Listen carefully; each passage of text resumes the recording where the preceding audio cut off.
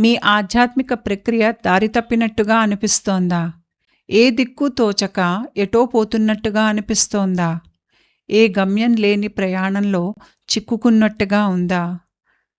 ఆధ్యాత్మిక స్పృహ ఎండగట్టినట్టు క్షణం పాటు ఆనందం కూడా కరువయ్యిందా? ఎడతెరిపి లేకుండా ఏదో పోగొట్టుకున్నట్టుగా దుఃఖిస్తున్నారా? ఏమి పోగొట్టుకున్నారో కూడా తెలీదా? జీవిత కష్టాల్లో మునుగుతూ కష్టం మీద తేలుతున్నట్టుగా ఉందా?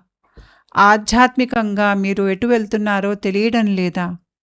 ఇలా జరగటం అనివార్యం. ఇలా జరగనివ్వండి. ఇలా జరగనివ్వండి. ఎందుకంటే మీలో భయాలని మీరు ఎదుర్కోవాలి కాబట్టి. మీలోని బాధకు ముగింపు పలకాలి కాబట్టి. మీలోని పరిమితి చెరిగిపోవాలి కాబట్టి. మీ ఆత్మ శాంతిని కోరుకుంటోంది కాబట్టి. ఇలా జరగనివ్వండి.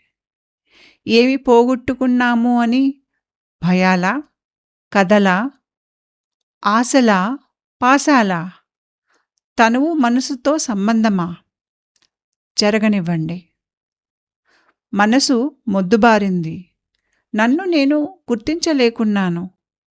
నేను మారుతున్నాను. కానీ ఈ మార్పులో సౌఖ్యాన్ని ఆశిస్తున్నానా? నేను ఈ ప్రక్రియను అనుభవిస్తున్నాను, భరిస్తున్నాను. ఈ ప్రక్రియకు నేను శిక్షణ పొందలేదు. సిద్ధంగా కూడా లేను. నేను విలపిస్తున్నాను. నాకేమి అవుతుందో అని. నేను నా గమ్యాన్ని చేరుతాను. నేను నా గమ్యాన్ని చేరుతాను. ఆ భగవంతుడు నా గురువుల సాక్షిగా తప్పక చేరుతాను. సముద్రంలో ఎంత తుఫాను ఉన్నా నేను తీరం చేరుతాను. నన్ను నేను ఎంత పోగొట్టుకున్నట్టుగా అనిపించినా నేను తిరిగి నా దరికి చేరుతాను. ఓం శాంతి శాంతి శాంతి.